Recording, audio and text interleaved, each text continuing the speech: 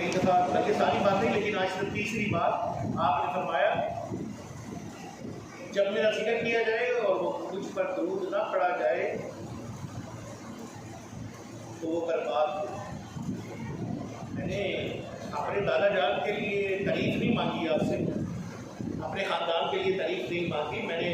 ہاں کچھ لوگوں کا الصلاۃ والسلام علیک یا رسول اللہ سے بڑی چیڑ ہے، تو میں ان کو بتانا چاہوں گا مسلم شریف اٹھائیے، مسلم شریف میں باقاعدہ یہ سیدنا عبداللہ بن عمر سے روایت موجود ہے کہ آپ اس سیغے کے ساتھ درود پاک پڑھا کرتے ہیں، الصلاۃ والسلام علیک یا سیدی یا رسول اللہ۔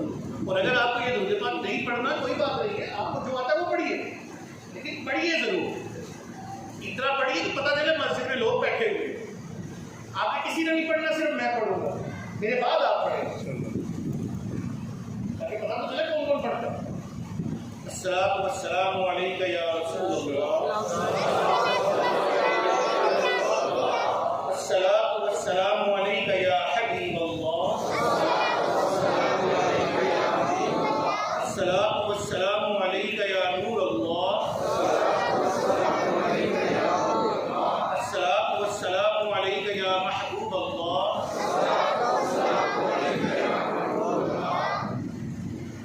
الصلاۃ والسلام علیک یا خاتم النبیین۔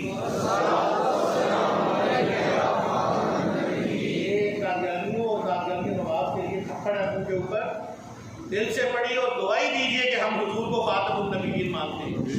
الصلاۃ والسلام علیک یا خاتم النبیین۔ صرف آج کی رات کی حاضری اگر ہماری قبول ہو گئی نا تو یہی ہماری بخشش کا ذریعہ بن سکتے ہیں۔ وہ اللہ اتنا غفور الرحیم ہے، اتنا غفور الرحیم ہے کہ انسان کیا ایک آنسو مکھی کے پر کے برابر نیچے بھی نہ گرے، صرف یہاں آ کے پھنس جائے نا، وہ اس آنسو کی اتنی قدر کرتا ہے، اتنی قدر کرتا ہے کہ احادیث میں لکھا ہوا ہے کہ بڑے لوگ اس آنسو کی وجہ سے بخشے جائیں گے۔ ایک چھوٹا سا ذرہ آنسو، اور ایک ایسا لعین شخص بھی ہے جس نے صرف ایک سجدہ نہیں کیا ہمیشہ کے لیے برباد ہو گیا۔ حضرت آدم کو سجدہ نہیں کیا، اس سے پہلے ہزارہا سجدے کر چکا تھا، لیکن صرف آدم علیہ السلام کی تعظیم نہیں کی۔ بیسیکلی یہ تعظیمی سجدہ تھا، آدم علیہ السلام کی تعظیم نہیں کی، قیامت تک کے لیے رہتا گیا۔ اللہ اتنا جبار اور قہار ہے، چاہے تو اتنی چھوٹی سی بات پہ پکڑ سکتا ہے۔ یہ نہ ہو کہ آج ہم ساتھ دے رہے ہوں قادیانیوں کا اور ہمیں پتہ نہ ہو کہ ہم ساتھ دے رہے ہیں، اور کل ہماری اسی وجہ سے پکڑ ہو جائے۔ تو اس وقت محفل کے اندر اعلان کیجئے الصلاۃ والسلام علیک یا خاتم النبیین۔ آئیے سر چیز کی طرف آئے، انہ لقول رسول کریم، جو آیت کریمہ تلاوت کی۔ بے شک یہ عزت والے رسول کا پڑھنا ہے، ذی قوت عند ذی العرش مقیم، جو قوت والا ہے مالک عرش کے حضور عزت والا، مطاع ثم امین، وہاں اس کا حکم مانا جاتا ہے، ایماندار ہے۔ وما صاحبکم بمجنون، اور تمہارے صاحب مجنون نہیں ہے۔ تمہارے صاحب سے مراد کیا ہے؟ تمہارے نبی صلی اللہ علیہ وسلم۔ کافروں نے کہا کہ نبی علیہ الصلوۃ والسلام خود قرآن بنا کے لے آتے، اللہ تعالیٰ نے پوری سورت نازل فرمائی، کہا کہ یہ تو نعوذ باللہ مجنون ہے، خود ہی کلام بنا کے لائے جا رہے ہیں، اور اللہ تعالیٰ نے اپنے نبی کی ایسی شاندار تعریف کی، کہا وما صاحبکم بمجنون، تمہارے صاحب قیامت تک کے آنے والے مسلمانوں کے لیے تمہارے صاحب، تمہارے صاحب، تمہارے صاحب، تمہارے صاحب، تمہارے صاحب، کہاں تمہارے صاحب مجنون نہیں ہے، بلکہ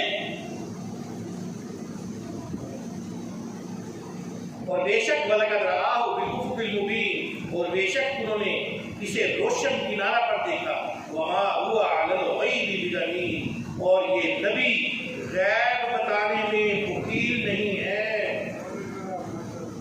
اور یہ نبی غیب بتانے میں بخیل نہیں ہے۔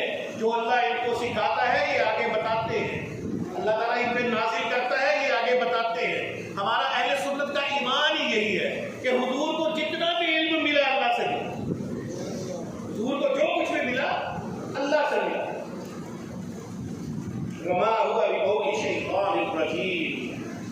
اور قرآن شیطان مردود کا پڑا ہوا نہیں ہے، یہ شیطانی نہیں ہے، یہ رحمانی ہے، یہ اللہ کا قول ہے، یہ قول خدا ہے بزبان مصطفیٰ صلی اللہ علیہ وسلم۔ فَأَيْنَ تَذْهَبُونَ، پھر کدھر جاتے ہو؟ إِنْ هُوَ إِلَّا ذِكْرٌ لِّلْعَالَمِينَ، اس کے اندر تو نصیحت ہے سارے جہانوں کے لیے۔ یہ قرآن صرف مسلمانوں کے لیے نہیں ہے، سارے جہانوں کے لیے۔ کتنے جہان ہیں؟ ہم لوگ تو ایک ہی جہان جانتے ہیں جہاں پہ انسان بستے ہیں، باقی جہان کہاں ہے اللہ جانے میں، اس کا رسول جانے۔ کہا سارے جہانوں کے لیے یہ جو قرآن ہے نا، یہ نصیحت ہے۔ یہاں پر آپ نے قرآن مجید فرقان حمید کا ترجمہ اور تھوڑی سی مختصر سی تشریح سماعت فرمائی۔ کچھ لوگ کہتے ہیں کہ ترجمہ کریں تشریح نہ کریں۔ کیا کریں؟ ترجمہ کریں تشریح نہ کریں۔ تو پھر قرآن میں ایک آیت ہے، کل قیامت والے دن جو اندھے ہیں وہ اندھے ہی اٹھائے جائیں گے، جو دنیا میں اندھے ہیں وہ آخرت میں بھی اندھے ہی اٹھائے جائیں گے۔ تو پھر جتنے بیچارے دنیا میں نبینا پیدا ہوئے ہیں وہ کل قیامت والے دن نبینا ہی اٹھائے جائیں گے۔ آپ کو اس کی تشریح کرنی پڑے گی۔ قرآن کہتا ہے مجھے سمجھو، میرے اندر توجہ کرو، مجھے سمجھو گے تو تمہیں کچھ ملے گا، اگر مجھے سمجھو گے تو کچھ نہیں ملو گے۔ اچھا، ایک طبقہ یہ کہتا ہے، ایک طبقہ کہتا ہے کہ قرآن کو سمجھنے کے لیے یہ جو سنیوں کے بابے ہیں نا، وہ بابے کا لفظ استعمال کرتا ہے بغیر انسان۔ یہ جو سنیوں کے بابے ہیں نا، انہوں نے کبھی قرآن کی کوشش ہی نہیں کی سمجھنے کی، انہوں نے کبھی قرآن کی تفسیر ہی نہیں لکھی۔ یا تو یہ انتہائی جاہل انسان ہے، یا انتہائی مکار ہے، یا انتہائی بیوقوف ہے۔ لیکن میں نے اس کا ایک نام رکھا تھا دم کٹی لومڑی، اور میں نے اس کے اوپر آپ کو بڑا لمبا لیکچر بھی دیا تھا۔ میں نے اس کا نام دم کٹی لومڑی رکھا، جو بیچارہ نہ ادھر کا رہا نہ ادھر کا رہا، دھوبی کا کتا نہ گھر کا نہ گھاٹ کا۔ جس بابے کو یہ سب سے زیادہ گالیاں نکالتا ہے، اس بابے کا نام ہے جلال الدین سیوطی۔ کیا نام ہے؟ امام جلال الدین سیوطی۔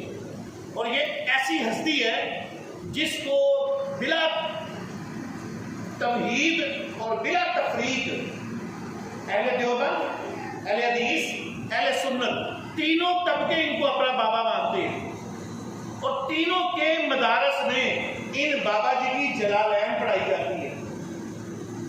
یہ کہتا ہے کہ ان بابوں نے قرآن پہ کام ہی نہیں کیا۔ امام جلال الدین سیوطی نے تو تفسیر لکھ کے سب کو حیران کر دیا۔ جلالین سارے مدرسوں میں پڑھائی جاتی ہے،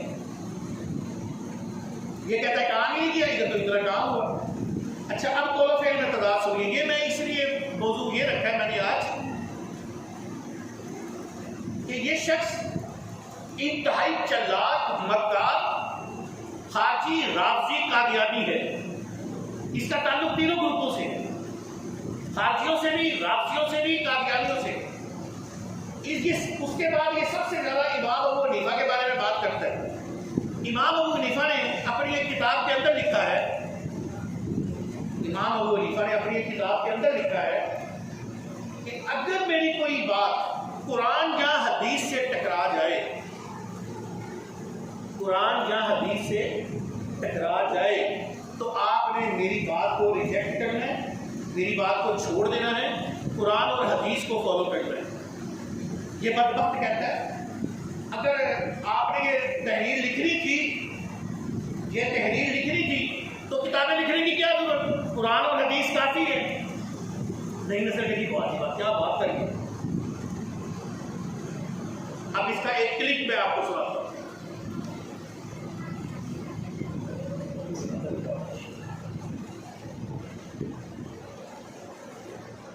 کہتا ہے میری کوئی بات حدیث سے ملتی نہ ہو، کسی کے لفظ میں لکھ کے لایا ہوں بالکل ٹھیک اسی طرح سے، میری کوئی بات حدیث سے ملتی نہ ہو تو وہ میری ٹنگ آف سلپ، زبان کی لڑکھڑاہٹ، میری ٹنگ آف سلپ سمجھی جائے، اصل حدیث کو لیا جائے۔ یہ یہاں تک اس نے بات کہی۔ آگے یہ فقیر کہنا چاہتا ہے بالکل ٹھیک کہا اس نے کہ اگر میری کوئی بات حدیث اور قرآن سے ٹکرا جائے تو میری ٹنگ آف سلپ سمجھنا چاہیے،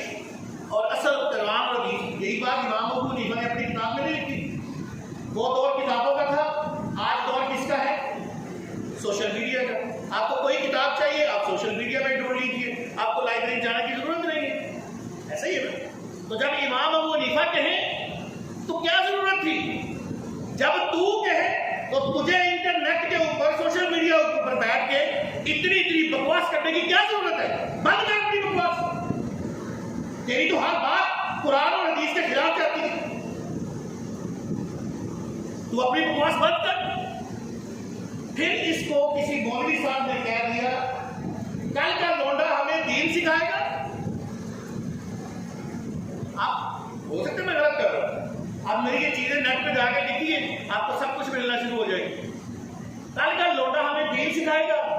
تو اس نے جب یہ سنا اپنے بارے میں، اس نے اس مولوی صاحب کا کلپ سائڈ پہ چلایا اور پھر کہا دیکھو جی مولوی نے کتنی گندی زبان استعمال کی تھی میرے بارے میں. میں نے کہا کل کا لونڈا، ان مولویوں کو تمیز ہی نہیں، ان مولویوں کو تمیز نہیں ہے. میرے بارے میں لفظ کیا استعمال کیا جی؟ کیا لفظ استعمال کیا؟ بولو. نہیں بولنے کا نہیں کر رہا. تو مولویوں نے کیا لفظ استعمال کیا؟ کہا کہ یہ غلط ہے، یہ لفظ اچھا نہیں ہے، یہ لفظ اچھا نہیں. اب جو سوشل میڈیا والے ہیں میرے نوجوان، وہ ڈھونڈیے بیٹھیے. اس نے کہا جب حضور نبی کریم رؤوف الرحیم محمد مصطفیٰ صلی اللہ علیہ وآلہ وسلم، میرے اور آپ کے کریم آقا جانی حضرت محمد مصطفیٰ صلی اللہ علیہ وآلہ وسلم، میرا تو دل کر رہا ہے میں بات پر بس یہی نام ہی پڑھتا رہا. اتنی برکتیں ہیں یار اس نام کے اندر، اتنی برکتیں ہیں. اس نے کہا کہ جب حضور مدینہ تشریف لے آئے تو مدینہ کے یہودی کہنے لگے اب کل کا لونڈا ہمیں دین سکھائے گا. اس نے یہ بات آپ کے اور میرے نبی کے بارے میں کی. جہاں تمہارے کانوں پہ چون ہی نہیں گی مطلب تمہیں نبی سے پیار نہیں ہے. تم نے اس کے منہ پہ چھتر نہیں مارے مطلب تمہیں نبی کی عظمت کا پتہ ہی نہیں ہے.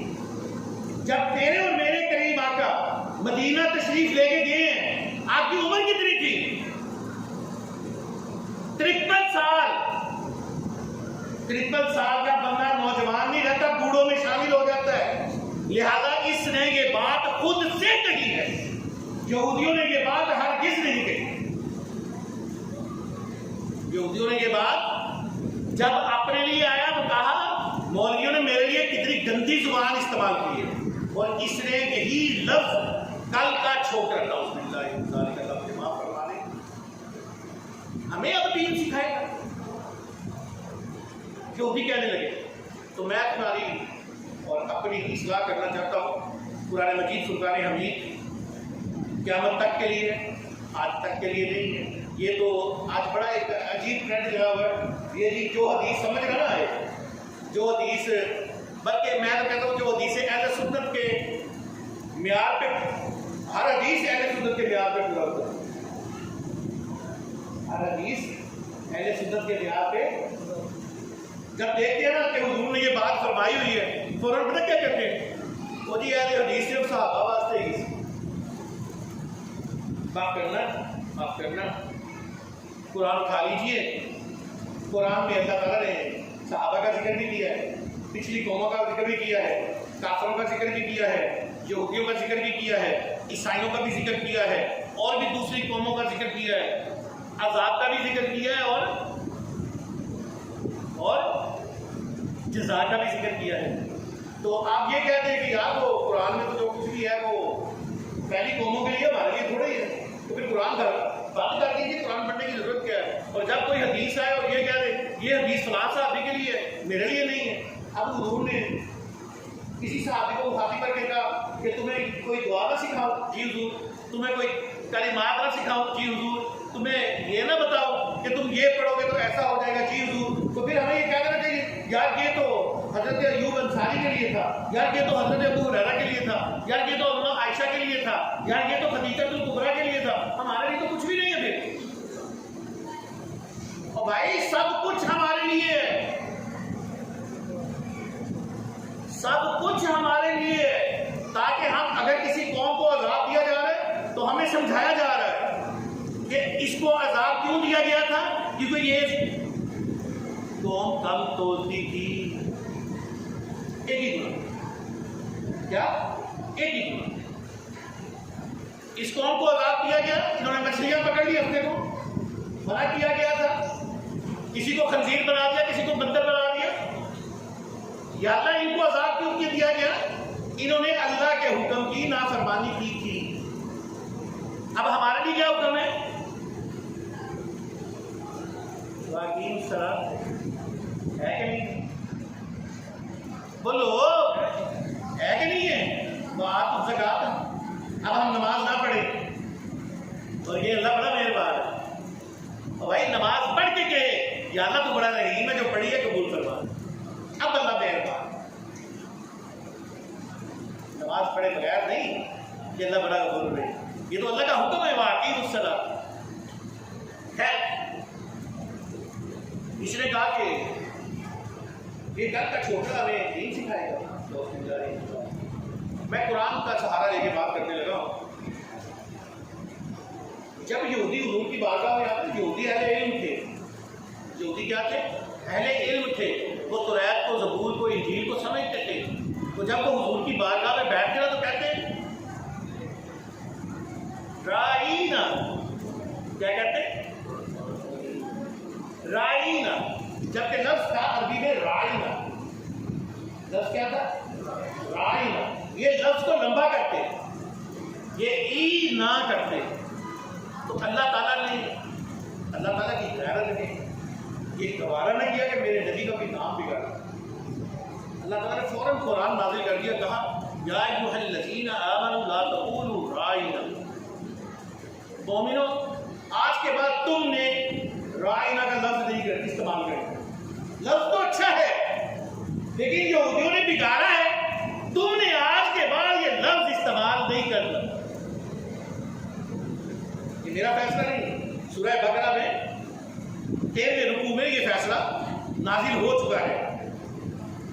اب یہ قرآن میں کیوں ہے یا ایھا الذین آمنوا لا تقولوا رائینا؟ کیونکہ اللہ تعالیٰ چاہتا ہے کہ میرے نبی کے خلاف کوئی بکواس نہ کر سکے. قرآن میں کیوں ہے؟ وما رمیت اذ رمیت ولکن اللہ رمی. محبوب تو نے نہیں، میں نے یہ پتھریاں پھینکی، تیرا ہاتھ نہیں، یہ تو میرا ہاتھ تھا. قرآن میں کیوں ہے واللہ یعصمک من الناس؟ محبوب تیری حفاظت تو ہم کریں گے. تو کتوں کی طرح بھونکے گا، ہم تجھے چھوڑ دیں گے، ہم تجھے وہاں پہنچا کے آئیں گے جہاں تم نے سوچا بھی نہیں ہوگا. تو ہوتا ہے کون ہے نبی کو کہنے والا؟ کل کا چھوکرا لفظ استعمال کرنے والا تو ہوتا کون ہے؟ وَعَلَّمَكَ مَا لَمْ تَكُنْ تَعْلَمُ. قرآن میں کیوں ہے کہ محبوب تو جو نہیں جانتے تھے میں نے تجھ کو سب کچھ بتا دیا. اب حضور فرض کیجئے جو کچھ بھی نہیں جانتے تھے ساروں کے مطابق، جو دوسرے ہوتے ہیں ان کے مطابق، لیکن قرآن نے کیا کہہ دیا؟ وَعَلَّمَكَ مَا لَمْ تَكُنْ تَعْلَمُ. یہ ان کی بھی نبی ہوگی جو کہتے ہیں حضور کے پاس علم نہیں تھا. قرآن نے کہا میں نے اپنے نبی کو سب کچھ سکھا دیا جو وہ نہیں جانتے تھے. یا ایھا النبی انا ارسلناک شاہدا ومبشرا ونذیرا. قرآن میں کیوں ہے کہ محبوب آپ شاہد بھی ہیں، آپ سراج بھی ہیں، آپ مبشر بھی ہیں، آپ نذیر بھی ہیں، آپ ڈرانے والے بھی ہیں، آپ خوشخبری دینے والے بھی ہیں، آپ گواہ بھی ہیں، آپ سراج بھی ہیں. کسی نے پوچھا سراج کا مطلب تو سورج ہوتا ہے، تو حضور کے لیے سراج کا لفظ استعمال کرنا ٹھیک ہے؟ تو بابا جی نے جواب دیا سورج جو ہوتا ہے نا وہ رات کو ڈھل جاتا ہے، اور حضور کے لیے جو سراج کا لفظ استعمال کیا نا یہ وہ روشنی ہے جو کبھی بھی نہیں ڈلتی. حضور کی نور کی روشنی وہ روشنی ہے جو کبھی بھی نہیں ڈلتی. تم جس وقت بھی قبر میں اترو گے اگر حضور پہ درود پاک پڑھتے ہوگے تمہارا ایمان مضبوط ہوگا. عمل کمزور ہو کوئی بات نہیں لیکن عقیدہ جاندار ہوگا تو اترتے ہی تمہیں قبر میں حضور کا نور ہی ملے گا انشاءاللہ. قرآن میں کیوں ہے ما قال محمد ابا احد من رجالکم ولکن رسول اللہ وخاتم النبیین. کبھی قادیانیوں سے ملے گا تم میں سے؟ قادیانیوں سے بیٹھ کے باتیں کی ہیں کبھی موقع ملے تو ضرور کرتا. ان کو کہنا قرآن میں یہ آیت ہے خاتم النبیین، وہ کہیں گے بالکل ہم مانتے ہیں. کیا کہیں گے؟ ہم مانتے ہیں ہم انکار نہیں کرتے اس آیت کا، لیکن ان کا قرآن اٹھائیے جو انہوں نے بنایا ہوا ہے، اس میں انہوں نے اس کا ترجمہ کیا ہوا ہے سب سے اعلیٰ نبی۔ کیا ترجمہ کیا ہوا ہے؟ سب سے اعلیٰ نبی۔ کیا ترجمہ کیا ہوا ہے؟ ایک آیت کا غلط ترجمہ کرنے کی وجہ سے وہ لوگ کیا ہیں؟ مرتد، کافر، قادیانی، ایسے ہی ہے نا، یہی کہتے ہیں نا ہم ان کو۔ اور جو آیتوں کا غلط ترجمہ کر دیتے ہیں ان کے بارے میں تمہارے پاس کوئی فتویٰ نہیں، ان کو تو اپنے گرو مانتے ہو، ان کو تو کہتے ہیں واہ واہ ساڑھے مسلک کی کیا بات ہے، کبھی قرآن لے کے بیٹھو نا یار، اور سامنے رکھ لو ترجمے سارے۔ ایک قرآن کا ہدیہ 500 سے 1000 روپیہ ہے، 20 قرآن خریدو گے 20,000 روپیہ لگ جائے گا کہ نہیں لگ جائے گا؟ بڑا مشکل کام ہے، مولوی غلط کام دستا پیا، جو بھی مولوی مشکل کام دس رہا ہے نا، 20,000 روپیہ ایک آیت کا ترجمہ دیکھنے واسطے، جدید قرآن خریدتے تھے، کیوں جی بھائی کچھ نہیں خریدنا، نیٹ پیکج آن کرا رہے ہیں، فلاں کا ترجمہ سامنے آ جائے گا، فلاں کا ترجمہ سامنے آ جائے گا، فلاں کا ترجمہ سامنے آ جائے گا، میں نام لیتا ہی نہیں، 20 ترجمے سامنے رکھ لو، ایک مفتی تاڑے اندر موجود ہے، اس مفتی کو پوچھو کہ ترجمہ ٹھیک ہے، اس مفتی کو پوچھو کہ ترجمہ ٹھیک ہے، وہ تب مفتی اپنا اندر دا مفتی دسے گا۔ ایک مثال دے دیں آپ، اجازت ہے، لقد نصرکم اللہ ببدر وانتم اذلون، اگر آپ نے ڈھونڈنا ہو نیٹ پہ بیٹھ جائیں، 4تھا پارہ ہے، غالباً حافظ صاحب بتائیں گے ایسا کون سا رکوع ہے، لقد نصرکم اللہ ببدر وانتم اذلون، 4تھا پارہ رکوع، 4تھا پارہ مجھے بھی پتہ ہے، 4تھا رکوع، آپ نے ہر ترجمہ نکال لینا ہے اور یہ لکھ لقد نصرکم اللہ ببدر وانتم اذلون۔ ایک نے کہا جب آپ لوگ ذلت میں تھے، کس میں تھے؟ صحابی ذلت میں تھے۔ ایک ترجمہ نگار نے کمال کیا، اس نے کہا جب آپ کو فتح نصیب ہوئی جب آپ بے سر و سامان تھے، اور بدر میں مسلمان بے سر و سامان تھے، مسلمانوں کے پاس تیر، مسلمانوں کے پاس تلواریں، مسلمانوں کے پاس گھوڑے، اونٹ، کچھ نہیں تھا، حتیٰ کہ آپ کو میں حیرانگی والی بات بتاؤں، آپ نے ایک چھڑی، درخت کی سوٹی، پنجابی کی سوٹی اٹھا کے ایک صحابی کو دی، اس سے لڑ، وہ اس کو تلوار بنا کے لڑ رہے تھے۔ تو ایک عالم نے ترجمہ کیا جب آپ لوگ بے سر و سامان تھے تو اللہ نے آپ کو عزت دی، آپ کو فتح دی، عزت فتح ایک ہی بات ہے نا، تو یہ آپ نے فیصلہ کرنا ہے، آپ کے اندر کا مفتی بتائے گا کہ کون ترجمہ کیا کر رہا ہے۔ تو جس نے صحابہ کے لیے، آج عمران خان نے صحابہ کے لیے ذلیل کا لفظ استعمال کیا کہ سارے ہی مولوی شروع ہو گئے، اور پہلے ترجمے تو چپکو ہونے کے بعد انہوں نے آگے ترجمہ کر لیا، ویسے وہ کہنا صحیح بندہ ہے لیکن انہوں کی جان دے لو، پہلے اپنے ترجمے نے چیک کرو، اپنے آپ کو تو صحیح کرو۔ قرآن میں یاسین والقرآن الحکیم انک لمن المرسلین کیوں ہے؟ قرآن میں وَتُوَفِّرُوهُ کیوں ہے؟ خوب توقیر کرو، خوب عزت کرو میرے نبی کی۔ قرآن میں هُوَ الَّذِي أَرْسَلَ رَسُولَهُ بِالْهُدَىٰ وَدِينِ الْحَقِّ کیوں ہے؟ کہ حق کے ساتھ میرا نبی۔ قرآن میں یا ایھا الذین آمنوا لا تقدموا بین یدی اللہ ورسولہ، اے ایمان والو اللہ اس کے رسول سے آگے نہ بڑھو، کیوں ہے؟ تم نبی کی شانیں کم کرتے ہو، قرآن تو نبی کی شانیں بڑھا رہا ہے۔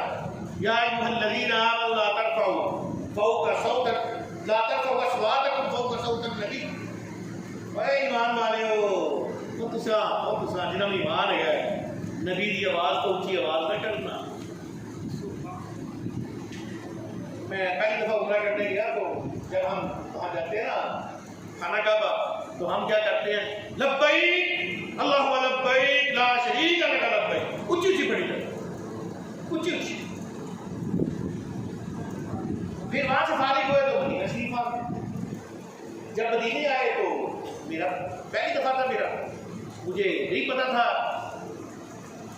لیکن اللہ تعالیٰ جب اپنے بندے کو سنبھالتا ہے تو سنبھال لیتا ہے. باب السلام سے اندر داخل ہوتے ہیں, وہی دروازہ انہوں نے کھولا ہوتا ہے. اصول تو یہ ہے کہ باب البقیع سے داخل ہو, جس سے ہمارے بزرگ داخل ہوا کرتے تھے, یا باب جبریل سے داخل ہو جس سے جبرائیل آیا کرتے تھے. ہمارے بزرگوں کا یہ بتیرا رہا. یہ 1923 میں 1923 میں جب ترکیوں کے ساتھ معاہدہ لکھا گیا اور یہ نجدیوں نے جب خانہ کعبہ اور مکہ مدینہ المنورہ پہ قبضہ کر لیا, تو انہوں نے سب سے پہلے یہ 2 دروازے بند کیے. ادھر سے انٹری نہیں دینی مسلمانوں کو, کیونکہ ان کی کمٹمنٹ تھی کہ ہم نے نبی کی عزت نہیں کرنے دینی. کسی کو ہوگا جھوٹ بولتا پہ بول بھی جھوٹ بولتا پہ میں بھی پاسبل کہ ہی از ٹیلنگ لائی 100% پاسبل. بٹ سوشل میڈیا بڑی بری چیز ہے یار, اور بڑی چنگی چیز. گند دیکھو تو بری چیز ہے, حضور کی صفات دیکھو گے تو چنگی چیز کوئی نہیں. صرف یہ اٹھاؤ اور اس میں لکھو آل ساؤتھ, کیا لکھ رہا ہے, آل ساؤتھ اور گورنمنٹ آف برٹش کے درمیان جو نکات طے ہوئے تھے, بس تمہیں یوٹیوب کے اوپر ڈھیر لگ جائے گا. ان میں ایک پوائنٹ یہ تھا کہ حضور کی عزت جو ہے وہ نہیں کرنے دینی, حضور کی عظمت ان کے دلوں سے نکالنی ہے. یہی تو ہو رہا ہے. قادیانی کیا کر رہے ہیں, یورپ کیا کر رہا ہے, ان کو پتہ ہے یہ فاقہ کا شمال سے کرتا نہیں, ذرا روح محمد اس کے بدن سے نکال دو. کسی نے پوچھا یہ مسلمان کی چیز ہے, کی بلا ہے, انہوں نے کہا مسلمانوں جتنا مرضی چھیڑو, انہوں نے روٹی نہ دیو, انہوں نے کچھ نہ دیو, انہوں نے سب کچھ کھولو, کاروبار کھولو, معیشت کھولو, مہنگائی کر دو, چینی 120 روپے کلو کر دو, آٹا 70 روپے کلو کر دو. یہ مسلمان پاگل ہے کہ بولنا ہی نہیں. نبی نے اتنے گل نہ کرنا, یہ پاگل ہو جائیں گے. نبی کی عظمت سے گل نہ کرنا نا. تو ان میں ایک پوائنٹ یہ تھا کہ کسی طریقے سے نبی کی عظمت ختم کی. تو پھر انہوں نے کیا کیا, حضور کے قدمین مبارک جو ہے نا وہ باب البقیع کی طرف ہے, اور جبرائیل علیہ السلام بھی قدموں کی طرف سے آتے تھے. دونوں دروازے قدموں کی طرف, باب البقیع بھی اور باب الجبریل بھی. یہ لوگ بھیج دیا ہمیں باب السلام سے. جب ہم باب السلام سے داخل ہوئے نا, ایک بالکل نوجوان لڑکا, بڑا خوبصورت ہے, میرے بچے کی طرح, اسد کی طرح, چھوٹی چھوٹی ہلکی ہلکی خط رکھا ہوا, اس نے اونچی آواز میں کہا الصلاۃ والسلام علیک یا رسول اللہ. تو وہاں سے بابا جی نے فوراً اس بچے کو روک لیا, کہا بیٹا آپ خانہ کعبہ سے آئے ہو. جی بابا جی. بچہ بھی بہت اچھا تھا, بابا جی بھی بہت اچھے تھے, میں پیچھے تھا, میری بھی رہنمائی ہو گئی. بیٹا خانہ کعبہ پہ آپ نے اونچی اونچی پڑھا لبیک اللہم لبیک لا شریک لک لبیک. کہا بیٹا وہاں شور ڈالو, یا کو اللہ مجھے معاف کر دے, جیسے دل کرتے کرو. لیکن یہ بات ایسی نہیں ہے. یہاں پہ آپ آ گئے ہو, آپ دنیا کے خوش قسمت ترین انسان ہو. حضور نے فرمایا من زار قبری وجبت شفاعت, جس نے میری قبر کی زیارت کی گویا اس نے میری زیارت کی, اور اس کے لیے میری شفاعت لازم ہو گئی. تو بیٹا جہاں پہ آپ آگے ہو نا, یہ بڑی قیمتی جگہ ہے, یہ بڑی قیمتی جگہ ہے. ادب سے سر جھکا کے چلو, ہاتھ باندھو اور آرام سے کہو السلام السلام.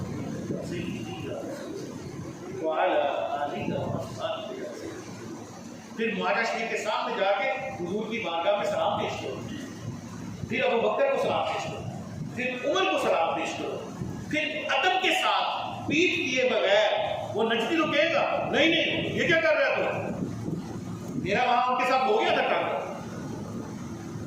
مجھے کہتا ادھر ادھر ادھر. میں نے کہا تو یہ بتا دعا کا قبلہ کدھر ہے, دعا کا قبلہ کدھر ہے. کہتا جی میں ابھی اپنے بڑے متبع کو لے کے آتا ہوں. یہ رٹے رٹائی چیزیں ہوتی ہیں ان کی, یاد رکھیے, اپنے ذہن میں بات سنبھال لیجیے. دعا کا قبلہ آسمان ہے. تبھی تو امام نماز پڑھتے ہوئے جب سلام پھیرتا ہے تو اگر دعویٰ ہوتا قبلہ دعا کا, تو امام کو کبھی حکم نہ ہوتا کہ مقتدیوں کی طرف منہ کرے. امام مقتدیوں کی طرف منہ کرتا ہے, پھر دعا مانگتا ہے السلام علیکم یا سید, پہلے درود پاک پڑھتا ہے, پھر دعائیں مانگی جاتی ہیں, پھر آمین کہنے والوں کے صدقے اللہ تعالیٰ دعائیں قبول فرماتا ہے. آج رات ہم بھی دعائیں مانگیں گے इंशाअल्लाह ताला। अगर हुजूर की इज्जत की बात ना होती तो फिर कुरान ही ना होता। सूरह कलम क्यों है कुरान में? मेरे किस नौजवान ने सूरह कलम पढ़ी है? ना हाथ खड़ा करता, तर्जुमे के साथ जिन्होंने पढ़ी है, तर्जुमे के साथ जिन्होंने पढ़ी, ऊंचा हाथ खड़ा करता। इतने अफसोस की बात है कि इतना बड़ा मजमा और एक बंदे ने भी सूरह कलम नहीं पढ़ी। क्यों?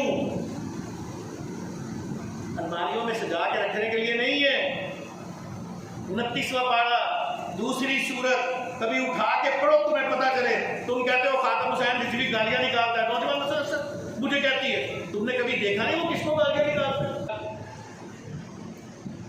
बड़े पक्के मुसलमान हम कहते हैं कि शादियां करो, ज़िना से बचो, शादियां करो, ज़िना से बचो।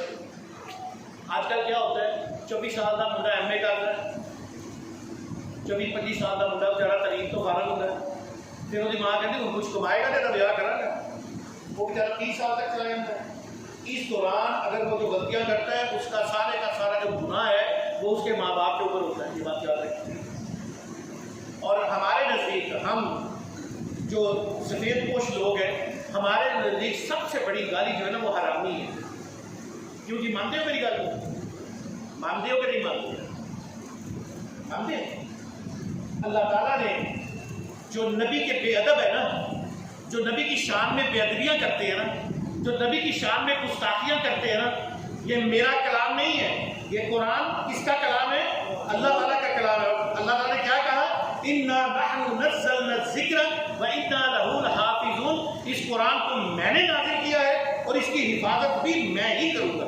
हमने इस कुरान को, बल्कि अल्लाह ताला ने यहाँ मैं का लफ्ज़ नहीं, हम का लफ्ज़ इस्तेमाल किया है। तो मुफस्सिरीन किराम फरमाते हैं जहाँ पे हम आ गए, क्या आ गए? हम आ गए, वो मज़मून इंतहाई अहम हो जाता है। हमने इस कुरान को नाज़िल किया और हम ही इसकी हिफाजत करेंगे।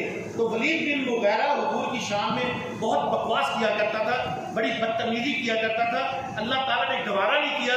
अल्लाह ताला ने सूरह कलम, बाद लोग इसको सूरह नून भी कहते हैं, सूरह कलम नाज़िल कर दी।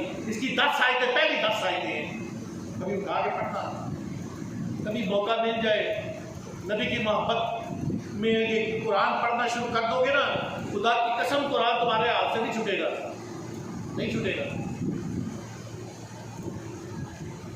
ये झूठा है, कुरान ने कहा ये शख्स झूठा है, ये फलां है, ये जुबान दराज है, ये है, ये है। इसकी जितनी गंदी आदतें है ना वो कुरान ने बयान की। क्यों? क्योंकि ये नबी के साथ बदतमीजी करता था। अल्लाह ने गवारा ना किया, अल्लाह ने इसकी बदतमीजियां कुरान ने बना दी। अब हम पढ़ेंगे कुरान, बदतमीजियां उसकी होंगी और हमें क्या मिल रहा होगा? एक लफ्ज पे, एक हरफ पे 10, एक हरफ पे 10। ईमान है कि नहीं मजबूत? और आखिर में जाके पता क्या कहा?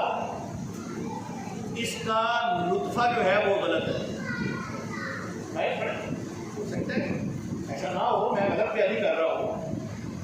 मेरी एक एक बात की तहकीक करे और अगर हर बात सच निकले तो फिर समझ ले कि मसले के हक एक ही है और वो वही है जो हुजूर हमें दे के गए हैं, जो इमाम हसन दे के गए हैं, जो इमाम हुसैन दे के गए हैं, जो मौला अली दे के गए हैं, जो अबू बकर सिद्दीक दे के गए हैं, जो उमर फारूक दे के गए हैं, जो अमीर माविया दे के गए हैं, जो उस्मान गनी दे के गए हैं।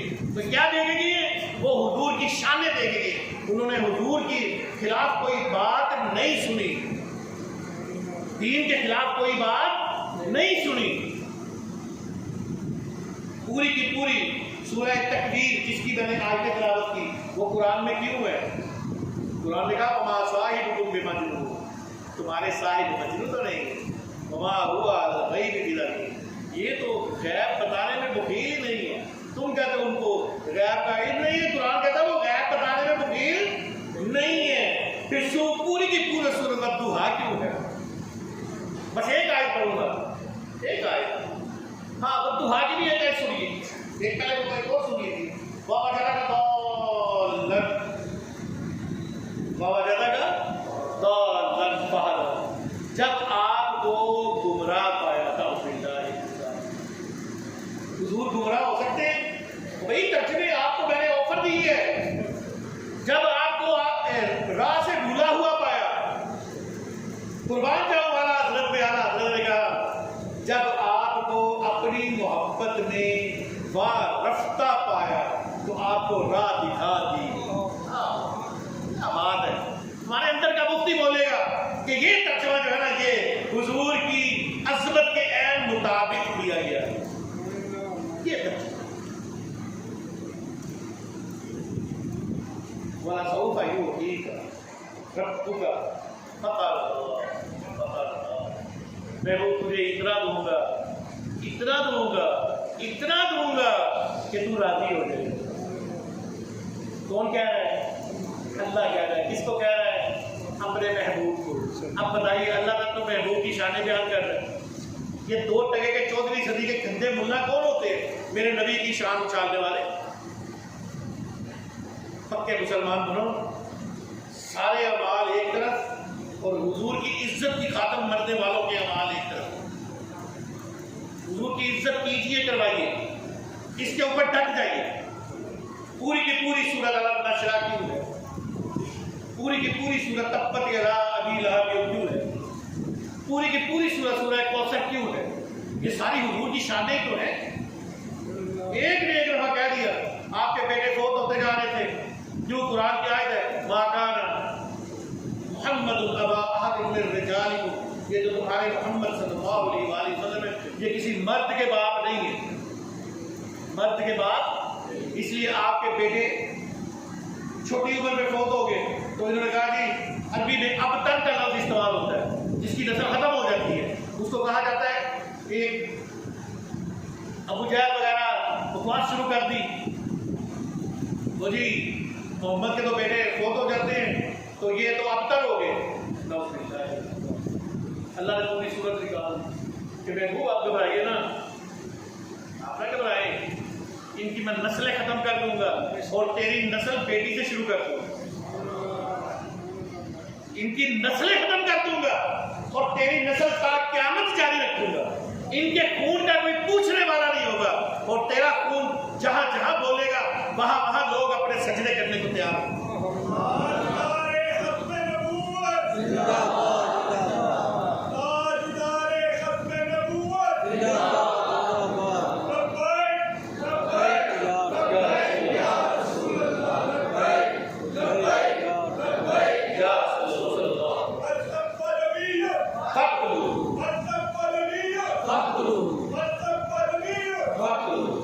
سورہ کوثر کیوں ہے قرآن؟ اگر حضور کی عظمت اللہ کو میں معافی مانگ کے کہہ رہا ہوں پسند نہ ہوتی تو میں پہلے سپارے سے شروع ہوا ہوں تیسرے میں آ گیا ہوں. یہ ساری کی ساری آیتیں میرے نبی کی شان بیان کر رہی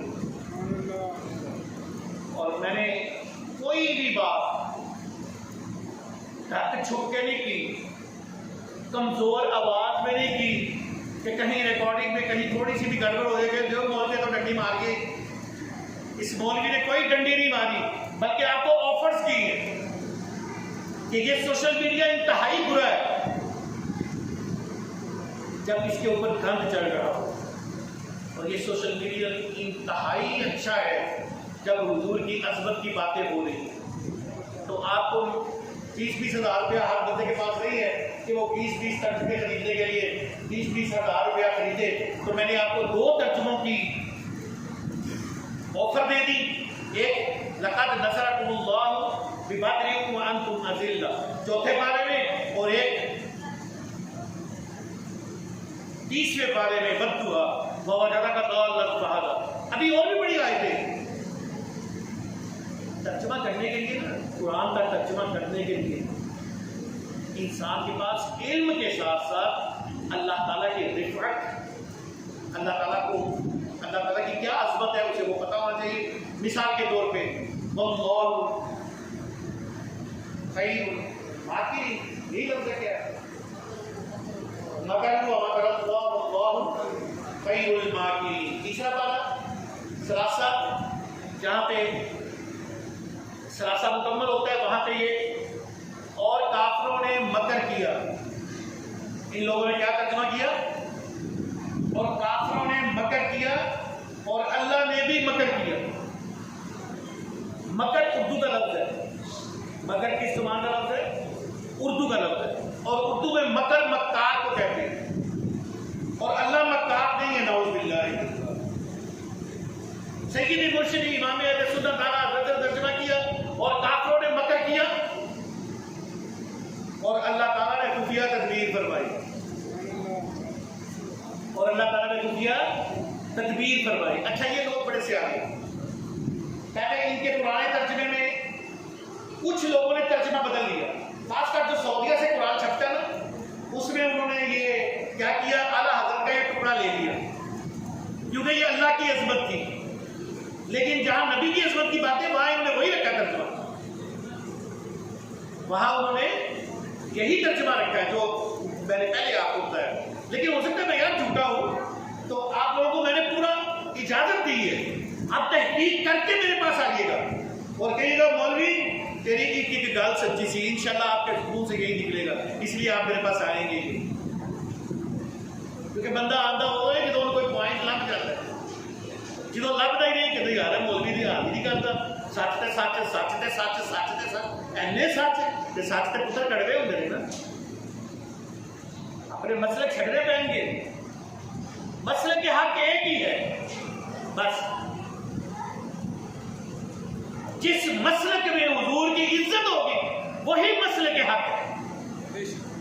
جس مسلک میں اہل بیت کی عزت ہوگی وہی مسلک کے حق ہے. جس مسلک میں صحابہ کی عزت ہوگی وہی مسلک کے حق ہے. جس مسلک میں اللہ کے ولیوں کی عزت ہوگی ان کو بابا نہیں کہا جائے گا، ان کو جھوٹا نہیں کہا جائے گا، وہی مسلک کے حق ہے. باقی سارے مسلک جو ہیں ہمارے نزدیک فیل ہیں اور حضور کی حدیث کے عین مطابق ہے. یہ 73 فرقے بنے گے، 72 جہنمی، صرف ایک جنتی. یا رسول اللہ وہ کون ہوگا؟ جو میرے اور میرے صحابہ کے نقش قدم پہ ہوگا. اچھا اس کا کبھی ترجمہ کیا آپ نے؟ میرے اور میرے صحابہ کے نقش قدم پہ ہوگا. میرے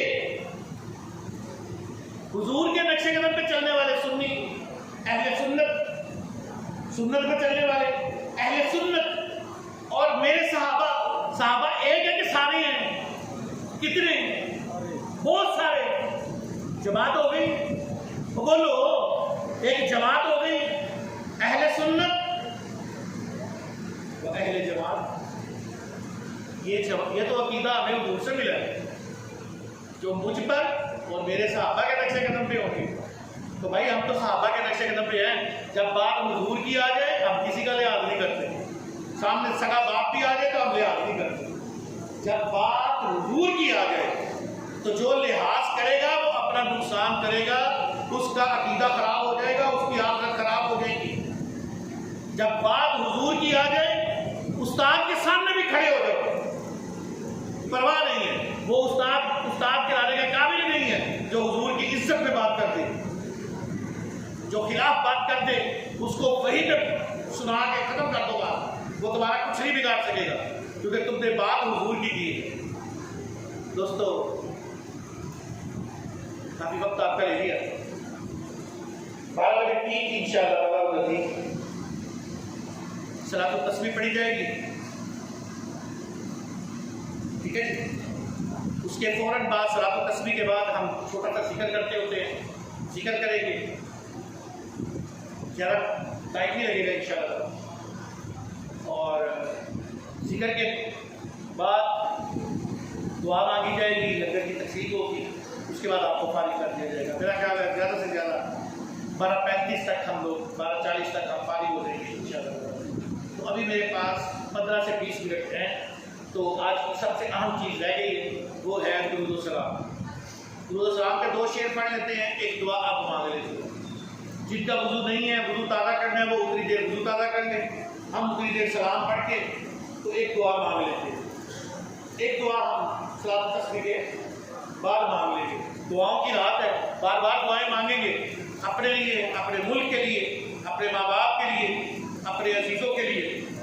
اللہ تعالیٰ اس ملک کو سلامت رکھے اور حضور کی عزت کو سلامت رکھے. حضور کی عزت ہوگی تو ملک سلامت رہے گی، اور اگر حضور کی عزت ختم ہوتی جائے گی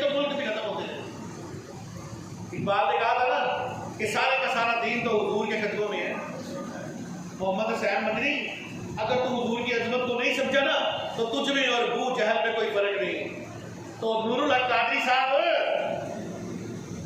تسی بھی سن لو قادری کیوں جی تسا بھی سن لو وطن نہیں پہلے کی ہے حضور دی عزت پہلے کی ہے حضور دی عزت تے جے تسی بھی دیکھو بھی بات اصول کی کرے یہ نہیں کہ جب سنی کی باری آئے تو فتوا ٹوٹ جاؤ وہ پرانے وہ ججوں والی بات نہ کرے جج کی بیوی روے تو انہوں چھڑ دیو ڈاکٹر عافیہ صدیقی صدیاں تو رو رہی ہے تو انہوں چھڑیا نہیں غریب بچیاں سائی والیاں اج بھی رو رہی ہیں انہوں نے باپ نے انہیں انصاف نہیں ملیا تو جج کی بیوی روئی تھے وہ ججوں والی عدالتیں نہیں وہ ججوں والی عدالتیں نہیں ہمیں چاہیے ایسی عدالتیں ہمیں نہیں چاہیے ہمارا ہم الحمدللہ اہل حق پہ ہیں ہم فتویٰ دیں گے تو اس فتوے کی آڑ میں جو آئے گا وہ کافر ہو ہم نے محمد حسین مدنی کو یہ فتویٰ دیا محمد حسین مدنی نے کہا آپ کرنا اٹھا کے کتابیں دیکھ لیجیے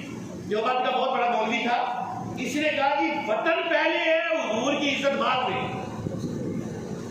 تو اقبال زندہ تھے اقبال نے شعر لکھ دیا فارسی میں مجھے نہیں آتی فارسی جیسے کہ لکھا ہے پڑھ کے سنا دے یہ غلطی نہ میں ادھر لکھ لیا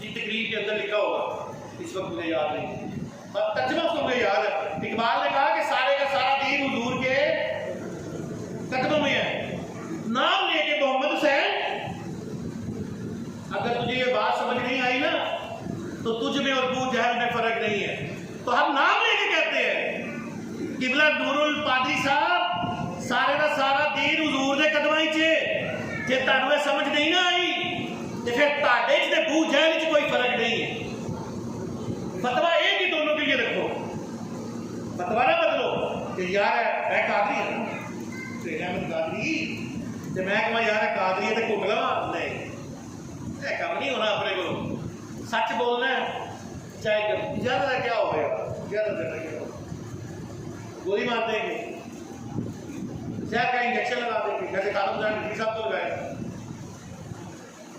اس سے زیادہ کیا کریں گے جیل میں جا کے سزائیں دیں گے اس سے زیادہ کیا کریں گے لیکن نبی کی نام لیتے ہوئے مریں گے نا تو انشاءاللہ تعالیٰ غازی علم دین شہید خود نبی ملنے آیا کرتے تھے جیل میں یہ جیل والے بتاتے ہیں غازی ممتاز کو حضور کا کئی دفعہ دیدار ہوتا تھا اور جیلر کہتا ہے میں جب جاتا تھا جیل میں خوشبو آ رہی ہوتی جب میں جاتا تھا جیل میں خوشبو آ رہی وہ خوشبوئیں کتوں آ رہی ہیں جب جلوے حضور دے ہوں گے تو خوشبو ہی ہوں گے تو بھائی ہم بھی مرنے کے لیے تیار ہیں دو سے سلام کے پڑی